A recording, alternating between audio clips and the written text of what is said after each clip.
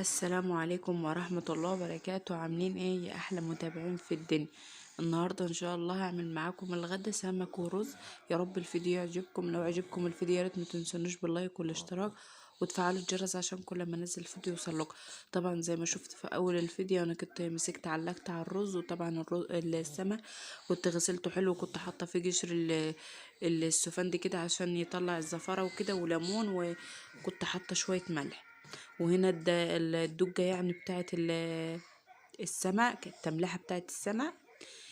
معايا هنا شوية ملح، شوية كزبرة ناشفة، شوية كمون وخل، وطبعا أنا الليمون محطوط اهو، ومعايا خضرة ومعايا فلفل اخضر وراس توم بقشره.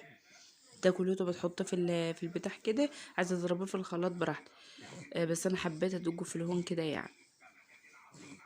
بس كده، وبتعصري بقى عليه الليمون وتحطي له شويه ميه.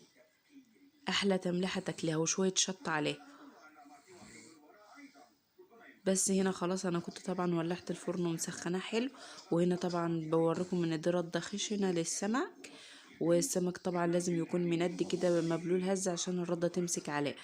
وامسكي بقى الرده وحط عليه كده ونفضي.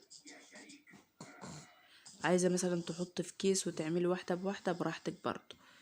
بس هو كده كله اتغلف كده. وهنا لازم تكوني مسخنه الفرن جامد عشان خاطر السمك ما يلزقش معاكي في الفرن. لازم يكون العرصة حامية خالص. هنا هزج بقى وهعمل كمان دور وهعمله كله يعني بالطريقة دي. او زي ما انتوا شايفين اهو، مش ما تضيريش الا لما ياخد لون من تحت وتأكدي ان هو خد لون، عشان لو ضيرته هو طري هيلزق منك وهيتهري منك. وزي ما قلتلك لازم العرصة تكون حامية. هنا خلاص كان اتلدن يعني، بس انا كنت مواربه الباب عليه شويه كده عشان خاطر يتلدن حلو. بس هنا اطلعه بقى واطفي النار. وهنا التملحه زي ما انتم شايفين انا كنت حاطاها على الفرن عشان برضو تكون سخنه. ولازم تملحي بقى والسمك سخن عشان يشرب معاكي من التملحه ويديكي طعم حلو. هنا التملحه زي شايفين التملحه حمرا وحلوه ازاي. جربي التملحه دي ان شاء الله تعجب. راس توم بقشرها، نص ربطه خضره او ربطه خضره زي ما تحبي يعني. ومعايا قرن فلفل اخضر، عندك احمر حطي.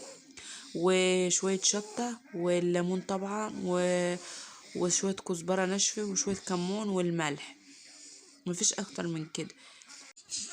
السمك ده انا كنت غسلاه حلو، كنت منضفاه. لازم انضفه قبل ما اشويه. اي سمك عندي بجيبه لازم بفتحه وانضفه قبل ما اشويه. كنت فاتحاه يعني ومنضفاه ومنضفه الدماغ طبعا، وكنت غاسله ميه الرز وحطيتها عليه عشان يتنجع، وكنت حاطه له ليمون وشويه ملح والقشر السفند اللي انت شفتوه. وطبعا الرز كنت ناقعاه شويه، ما طيبتهوش يعني الا قبل قربي يعني ما جت اشوي السمك، عشان خاطر برضو يتن سخن والاكل يكون سخن وحلو وياك. والسلطه طبعا عملتها. هنا خلاص خلص كده، وطبعا قفلت عليه حلو بالكيس. وهنا لازم بقى تنضف الفرن قبل ما تقفليه وهو سخن كده، الحاجه اللي فيه تطلع معاك على طول. لازم تنضفيها. المقشه دي قديمه عندي فمخصصاها للفرن يعني. بتبلها كده ميه وتنضفي الفرن وراك على طول وهو سخن عشان تكفليه بقى وترتاحي منه وتكون نضيف. هنا بقى انا كنت جايبه سمك ياما فشويته وشلت دي في الفريزر. وعملت السلطة وده الرز طبعا وخيار ومخلل. الحدق ده انا اللي كنت عاملاه. اتمنى ان الفيديو يعجبكم. لو عجبكم الفيديو ياريت ما تنسونوش باللايك والاشتراك وتفعلوا الجرس عشان كل ما انزل فيديو يوصلكم.